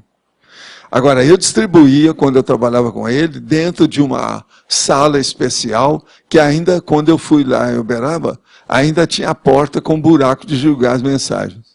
Vocês chegaram a ver, né? E que recolhia embaixo, uma coisa parecida com isso aqui, com esse móvel. Agora, tinha muita gente que recolhia as mensagens, sim. Pode falar. Com relação aos EPICONs, você falou que é o último dos moicanos em termos de resposta aos outros. Mas, por outro lado, em determinados momentos, tem que se agir sem que alguém pergunte alguma coisa. Mas, mas tem as perguntas que a pessoa tem que responder sem ninguém perguntar, ou tem as perguntas íncitas que ninguém falou. Por exemplo, ninguém me perguntou se eu queria que ajudasse os EPICONs. Eu cheguei para o pedagogo lá e pedi diretamente para ele. Você entendeu? Agora veja, para ele, se eu pudesse, eu ia sentar e começar a fazer pergunta o dia inteiro. O que é que você já viu nisso? O que já viu daquilo? Só de, vamos dizer, geopolítica. Entende? Nós temos que ver isso tudo. As perguntas sempre vão existir. Agora, o que eu quero dizer é o seguinte, essa conotação rançosa e pestilenta da pessoa ficar apegada a uma outra, que é o guru ou é o médium, isso aí é de morte. Entende? Um Sai Baba, por exemplo, isso é... Agora, pelo lado dos EPICONs, qual que é a melhor postura que vai ajudar justamente a evitar esse tipo de gurulatria? Autoconsciencialidade e ali, ó, princípio da descrença, não acreditar em nada.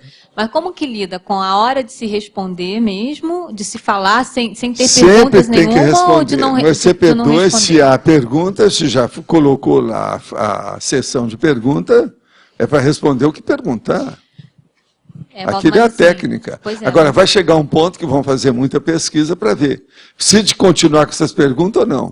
Mas tudo bem. Isso dia, tudo isso vai evoluir. Mas será que está na hora? Talvez ainda não esteja. Não, perfeito. Está dentro do curso, dentro do contexto. Eu estou falando assim em situações do dia a dia, porque ultimamente até deu algum problema com relação a isso. Né? Aqui, hoje mesmo eu falei lá embaixo para uma pessoa. Toda pergunta para mim, em tese, eu já abordo como sendo inteligente. Eu penso sempre bem de quem vai perguntar. Falei isso hoje lá embaixo com a pessoa que eu atendi lá embaixo. Escuta, se eu não fosse responder pergunta, eu não precisava quase que ir mais no... Porque eu converso com vocês aqui, não preciso ir lá. Eu vou lá toda manhã. Mas tem alguma postura que pode ajudar mais? Porque o que a gente observa que também tem assim, tem uma má interpretação ou tem um mau uso do que muitas vezes os EPICONs falam. Às vezes entendeu? Você tem o seguinte, se predispõe e dê passividade ativa para que o amparador preencha o que está faltando. Que às vezes o amparador vem e fala, ó, está acontecendo isso. Tem uma opção de pergunta aqui hoje besta, boba, que não precisava, inútil. Ó, e várias iguais. O problema todo é esse. Isso aconteceu na CP2. Ele fala. Não, está perfeito isso. Na questão da CP2 está perfeito. O que eu estou querendo colocar é nas situações de dia a dia. Então, assim, vou trazer um caso concreto. Recentemente houve... Uma boa coisa é o seguinte, você não deixa as pessoas estar repetindo as mesmas perguntas para você. Fala assim, ó, essa é a terceira que você me faz. Não me pergunta mais sobre isso. Muda o disco. Eu, às vezes, falo isso para a pessoa. Você já deve ter ouvido eu falar isso. Mas a questão é quando as pessoas falam assim, não, essa resposta, não estou falando de ACP2, essa resposta, ou essa informação, enfim, foi um EPICON que deu. Então, isso acaba tendo um peso, entendeu? Mas e aí, sempre tem. Nós não temos que ver nada, e tem que ver. Outra coisa, você não agrada todo mundo. E muita coisa é aquele negócio da medicina, da parte nefrótica e dos... sai na diurese. Não tem outro jeito. Tem que deixar para lá. Porque você comentou daquela vez de argumento de autoridade, é isso. Não, argumento de autoridade, o que eles falam que eu falei e que eu não falei, não está no gibi.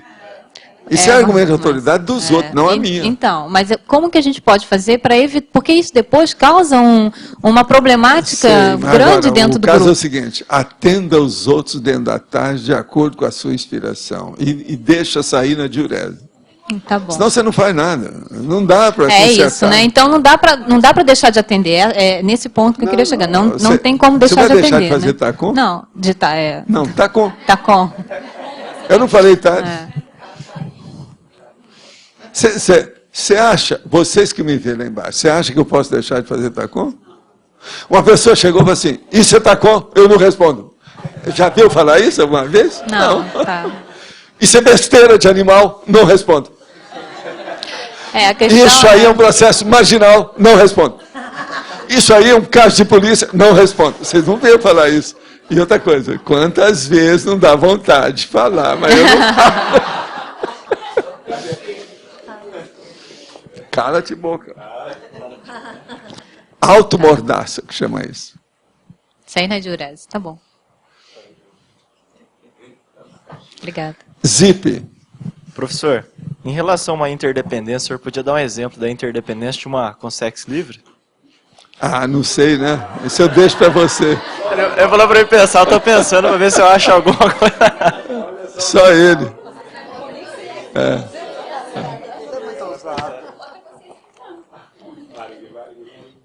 Não. Agora é o caso de chamar o Fontenelle para falar. Fala aí para nós. Exponha esse assunto. Fontenelle. Ele tem uma paciência danada. Ele tem muita paciência. Ele pensa muito. Professor, de um serenão, então. Serenão acho que já é mais plausível. Escuta, daqui a pouco você vai falar de um assediador. Aí é comigo. Certo? Não, vai abaixando aí. Faz mais. Aqui, reduz, faz um desconto. Abaixa o preço. Qual é a sua oferta, né? Hoje pela manhã planejei lhe perguntar sua posição sobre Deus. Ao abrir a tertúlia, agradeci a sincronicidade, pois a pergunta veio online. Passei a praticar EV, depois de ler e receber as técnicas via internet. Sinto a minha cabeça que dilata, o chakra laríngeo que pulsa com o meu coração. Minha mão que dilata, meu pé um pouco menos. Penso que estou começando a engatinhar. A pergunta é, posso fazer EV de olhos fechados? Ufa, consegui perguntar.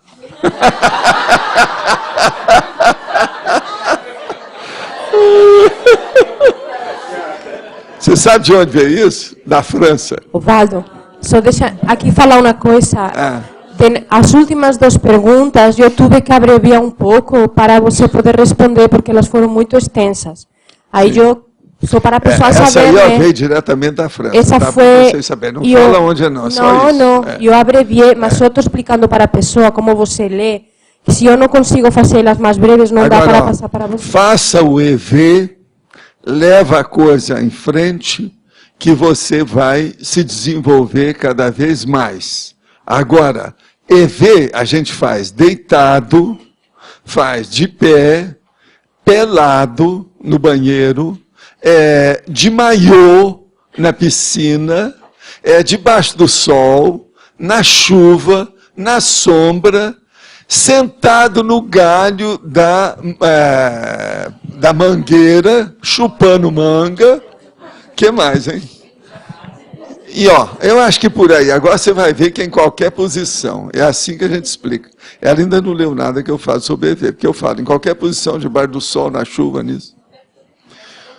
O fato da maior parte das perguntas feitas aos epicôns da CP2 ainda versar sobre questões de cunho decisório pessoal, não denota por parte das pessoas um alto grau de maturidade e a falta de real assimilação dos ensinos propostos pela Conscienciologia, ou seja, na prática, a teoria é diferente? Não. Não seja pessimista. Examine as pessoas que chegam lá.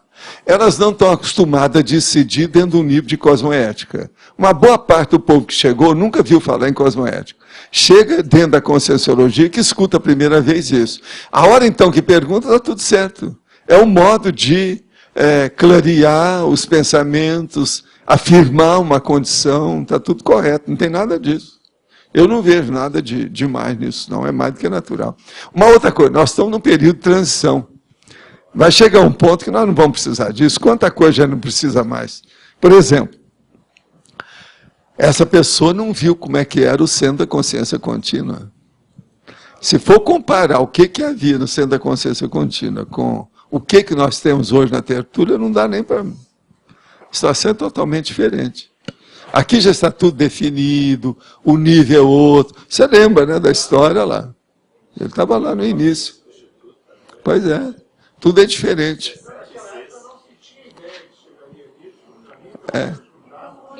Sei. Não se tinha ideia de que chegaríamos na Conscienciologia. Eu falo porque eu estava sempre... A gente só falava para começar, para criar a situação, porque a situação era precária. E outra coisa, se a gente não falasse de fenômeno, ninguém apareceria. Atraía muita gente. Tinha que ter um fenômeno. O elemento atrator. É verdade. Agora, você lembra que eu falava, eu tenho que tirar esse centro da consciência contínua da paternidade e do paternalismo no meu bolso. Eu quero fazer uma empresa que seja igual às outras, você lembra? Uma instituição aberta, democrática, onde todo mundo participa, mas onde todo mundo também tem a responsabilidade. Foi aí que você foi lá, falou com a Pia Steiner para a gente começar a fazer os estatutos iniciais. Ainda havia uma restrição de aceitar receber dinheiro pelo trabalho. Foi quando nós criamos os cursos pagos. A ideia geral era dar de graça o que recebeu de graça. Isso ainda era forte nas pessoas. Foi um negócio. Agora, essas pessoas que estão chegando agora já estão vendo o bonde andando há muito tempo. A coisa era muito pior antes. Se a gente for analisar, aqui mesmo, a Isabel que está aí desde o início, quanta coisa do CAEC, da época da cooperativa, que nós já superamos tudo.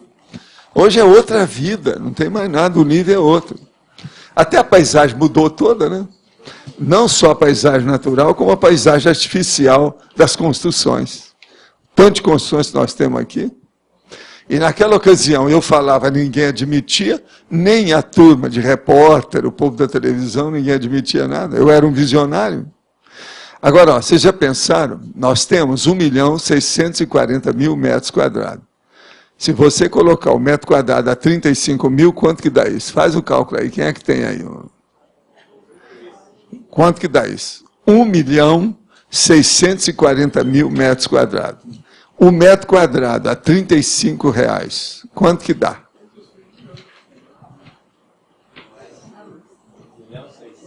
1.640.000 metros quadrados. Quem é que tem aí? Multiplica isso. Isso aí seria bom a gente falar, porque é um dos negócios que eu falo. Eu nunca cheguei à conclusão, porque eu nunca fiz a equação. 35, que é um dos que estão vendendo mais ou menos essa área aqui, está por aí. 35 milhões, não. Mais de 50. 57 milhões. Agora, 57 milhões agora você vê, o dólar está a 2. Então, 57 divide pela metade. Hoje ele está a 2, porque está a 1,9016. Eu vi na televisão. Eu vi o negócio hoje de manhã, de propósito. Que eu estou vendo. Então, que seja 2. Então, são 28. Agora, eu falei aqui que nós íamos fazer uma obra com 13.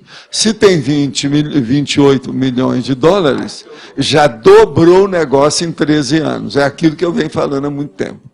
Você está entendendo? E o povo não admitia nada disso. E eu ainda falei bem claro, não sou só eu não tenho dinheiro para fazer isso. Venha os colaboradores, os voluntários, o povo que vem aí, meus amigos vêm aí. Eu só falava, meus amigos, hein? Não, eu estou falando só o terreno. É lógico. Não, e não é isso. Fora a holoteca, que o povo nem tem, não tem ali, aquilo ali é uma fortuna. A minha verdadeira fortuna está ali. Minha vida inteira está ali. É muito dinheiro para chegar lá. Além da utilização das gestações conscienciais, qual extrapolação podemos ter para ajudar na implantação do holopensene da paz? Olha, paz, seria bom você ler sobre o Homo sapiens pacíficos, que é um dos livros mais sérios que eu andei escrevendo. Ele tem 1.584 páginas, e tem um dos capítulos, uma série de capítulos dele, é sobre pacificação e paz. É bom ler. O livro é denso, terrível em matéria de fonte, e eu chamo a atenção para ele. Eu não falo muito nele aqui, mas um dia desse eu estava falando, eu precisava pegar aqui e ler umas, assim, ó, abrir o livro e ler algumas coisas aqui para o povo, para saber o que é esse livro. O livro é terrível, se você for examinar. Agora, ó, só para nós. Eu, de vez em quando, consulto o livro, tá? Como se eu não tivesse escrito. Eu consulto o livro. O livro é terrível. Não possuo processo mediúnico desenvolvido, porém é mais fácil o meu animismo manifestar-se. Assim seria uma desintermediação? Sim. É o início do princípio do começo. Você já vai dar o tiro de meta, vai começar tudo, é por aí. E coloca o discernimento na frente. O senhor falando de ACP2, lembrei-me de um dos muitos que fiz, quando no último percebi que senti muito chateada quando fui fazer a pergunta e eu sabia a resposta. Então senti que eu estava alugando o EPICOM com os meus chororós. Foi quando decidi fazer pesquisa para buscar as respostas que necessitava. Hoje sinto mais livre e coloquei isso na técnica. Essa foi a minha experiência. Isso é desintermediação das mais avançadas que tem, não há dúvida que é.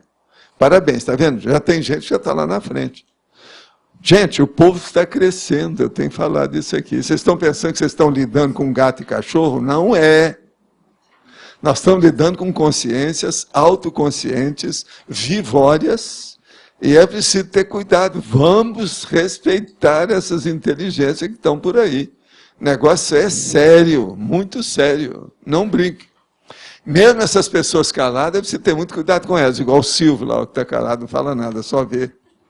Entende? Hein? Pois é preciso de abrir o olho. Mas olha, fala, por favor. Professor, eu gostaria de voltar um pouco no tema volição. Hoje o senhor trouxe uma explicação bastante interessante. Eu gostaria de saber como descrever da forma mais técnica e mais didática sobre isso. A desintoxicação da volição. Porque assim, eu noto que uma das coisas que mais a gente tropeça é na manutenção e no processo de continuismo de uma tarefa, e manter-se motivado para a tarefa. O que é que piora mais as pessoas? Tem uma coisa que piora. O problema da volição, de modo geral. O nome que a gente poderia usar seria enjoo, enjoamento, saturação, encheção. A pessoa se cansa, ela satura, ela acha enfadonho o processo. Agora veja, isso é um problema da vontade. Por exemplo, você vai mostrar o nível da sua ressexologia pelo nível do seu enjoo. Você enjoa muito das coisas, das ideias, das pessoas, dos lugares, dos móveis, dos instrumentos, das suas roupas. Se você enjoa muito, mostra. Ainda está muito bicho. Se você já sabe fixar no prioritário, você já tem menos bicho. Então, chegou aquela pessoa para mim e falou assim, olha, eu sou uma pessoa que tem muito mais inventividade do que você. Você só tem branco. É como se não tivesse branco, não tem nada. Eu não. Todo dia eu mudo a roupa. Isso não é melhor para dar alegria para o mundo? Eu falei assim, sim, os bichos pensam assim. Isso faz parte do serviço. Agora, quem já superou o problema, não pensa mais, não enjoa. Ele já se adaptou. Eu, por exemplo, não enjoo se o meu corpo é de macho ou de fêmea, ou se eu tenho que voltar aqui como animal. Eu já sei mexer com isso. Eu admito isso. Eu não enjoo à toa. Eu não tenho enjoamento à toa. Eu não me saturo com facilidade. Por isso que o povo fala, eu tenho muita paciência.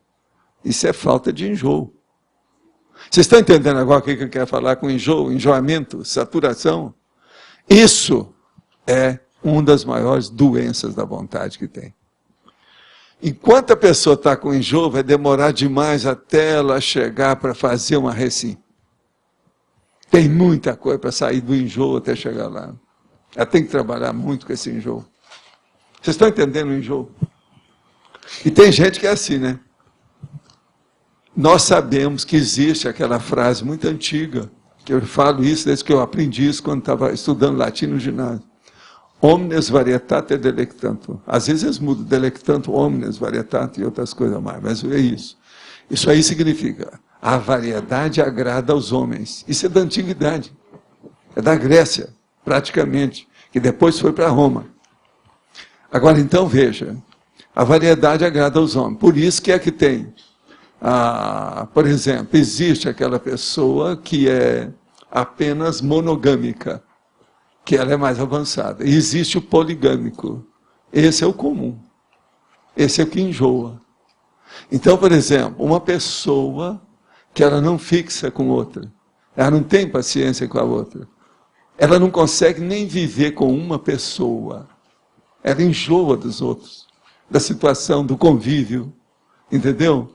Então, veja, ela não faz nem uma ponte, uma pinguela para entrar na mega fraternidade da humanidade, através da dupla evolutiva bem constituída. Ela enjoa.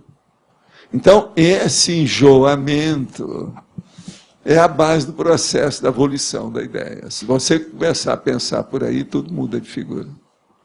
Então, veja, todos vocês aí podem examinar por vocês mesmos. Qual é o meu nível de enjoamento das realidades do cosmos? Eu enjoo com facilidade? Ou eu tenho já uma certa condição de saber conviver harmonicamente com essa realidade? Tá vendo? Gente, ainda tem mais aqui duas perguntas, que hoje são 24 perguntas. Ainda é muito difícil para mim ter domínio do processo. Não consigo ainda receber informação do extrafísico e acatar. Por exemplo, fui pegar a sandália da minha irmã, recebi a mensagem, não use. Fiquei andando que nem barata tonta, desorientada, depois passou e saí com a sandália dela. Resultado, levei uma queda no meio da rua. Ganhei uma torção e 8 dias de botinha. Depois de alguns dias, tive lucidez de toda a situação. Quer dizer, estou escutando, registrando, mas não estou acatando e assimilando na hora. Outra coisa que já observei é que sempre que recebo alguma informação do extrafísico, fico desorientado. O que está acontecendo? O que devo fazer? A primeira coisa, receba em paz a situação e analise e anote tudo.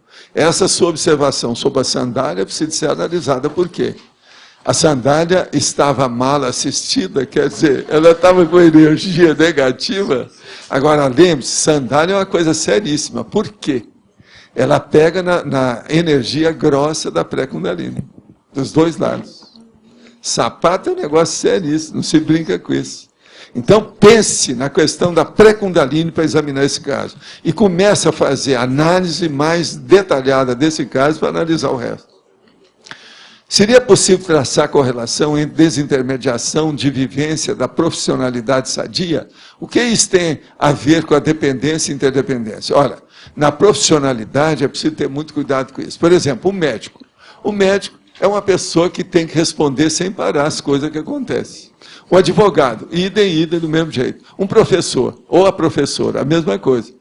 Então, se você vai levar na profissionalização da situação, é muita coisa que ainda precisa de pergunta que tão cedo não vai acabar. O questionamento e o questionário é uma coisa que faz parte. Vocês vejam que eu termino quase sempre a maioria dos verbetes com questionologia. E outra coisa, sempre tem essa sessão nos verbetes. Agora, gente, eu quero dizer para vocês que domingo é variante gramatical. E hoje nós temos 11 verbetes para selecionar aqui na nossa eleição. Pessoal, eu quero dizer para vocês que esse foi o verbete 973 e que eu respondi 24 perguntas. Foi isso? E fora. Você respondeu 24, ainda estão chegando perguntas, serão respondidas amanhã. Tivemos 23 votos online, agradecemos sempre a participação do pessoal que vota. E tivemos aqui no livro de presença 45 assinaturas. Não temos recados hoje. Tem? A Flávia. Podemos ler os verbetes já, então.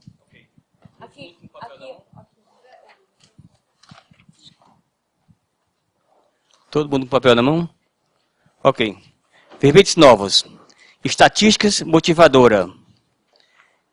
Estilo exaustivo.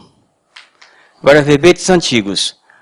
Antimodelo, banco da salvação, banco de esperma, banco de leite humano, interesse transempresarial, presumibilidade, princípio coloquial, refinamento formal, técnica da sexta.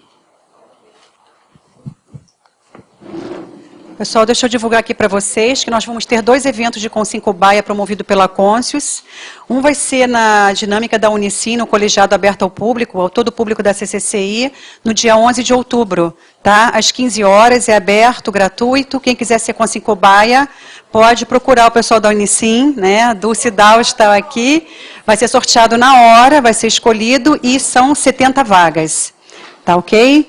E no dia 1 e 2 vai ter o curso Consincobaia na Conscius, vagas limitadas de 15 a 20 alunos, também podem entrar em contato com a Conscius. No caso, é um evento pago, tá certo? Então, qualquer informação, procurar a Unicim ou a Conscius. Obrigada.